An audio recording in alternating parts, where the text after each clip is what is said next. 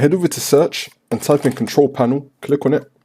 Once you're on it, make sure that view by is on large icons and then head over to sound. Once you're on it, we want to look for our headset. So this is my one right here. Make sure it says default device. If it doesn't say it, right click on it and then it should say set as default device and select that. And then this green check should appear. Once you do that, head over to the bottom right, then click on the speaker right here. And then you want to click on this. And then you can select your headset right here. Make sure it's selected. Next, we're going to double click on our speaker headset.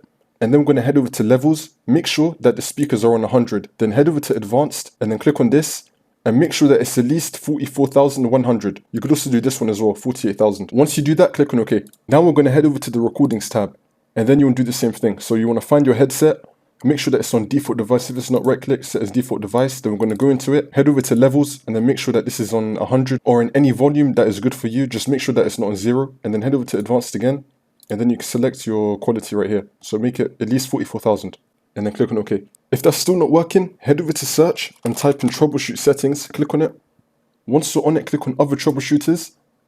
And then you want to head over to the audio tab, click on run. Once this opens up, you want to scroll down and then you just want to run this. So it says, do we have the consent to run this? Click on yes, and it might solve your problem for you. If that's still not working, right click on the Windows Start icon, then head over to Device Manager. Once you're on it, we're going to expand sound, video, and game controllers. And then you want to find your headset right here. We're going to right click on it and then click on update driver and then click on search automatically for drivers. If it's been installed, the best version, we're going to close this out. We're going to right click on it. We're going to click on disable device.